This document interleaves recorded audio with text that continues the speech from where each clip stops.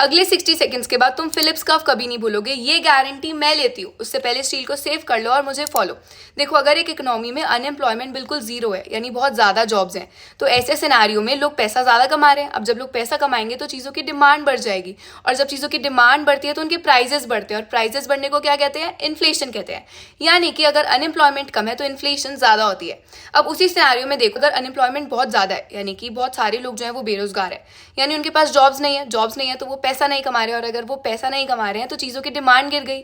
अब जब चीज़ों की डिमांड गिर जाती है तो वो चीज़ें सस्ती हो जाती है, यानी प्राइजेस भी गिर जाते हैं। यानी कि अनएम्प्लॉयमेंट ज़्यादा है तो इन्फ्लेशन कम है, और अनएम्प्लॉयमेंट कम है तो इन्फ्लेशन ज़्यादा है। अब इसको तुम ग्राफ की हेल्प से समझो। आपने वाई एक्सिस पर इन्फ्लेशन को लेना है और एक्स एक्सिस पर अनएम्प्लॉयमेंट रेट को लेना है। एक नेगेटिव स्लोपिंग सा कर्व बन जाएगा। पॉइंट ए को देखो, जब इन्फ्लेशन ज्यादा है तो अनएम्प्लॉयमेंट कम है, और पॉइंट बी पर इन्फ्लेशन कम है तो अनएम्प्लॉयमेंट ज्यादा हो गई। अब ये कॉन्सेप्ट दिया था 1958 में A.W. फिलिप्स ने, लेकिन 1970s में ये फेल हो गया क्योंकि एक स्टैगफ्लेशन की सिचुएशन आ गई। इस स्टैगफ्लेशन की सिचुएशन में क्या हुआ?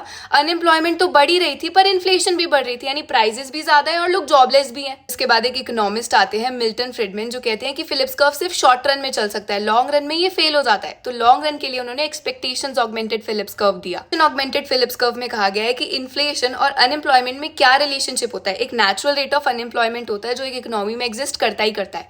अब ये रेट जो है ये फिक्स रहेगा, और आपके पास जो कर्व आएगा वो एक वर्टिकल लाइन आएगी वाई एक्सिस के पैरेलल।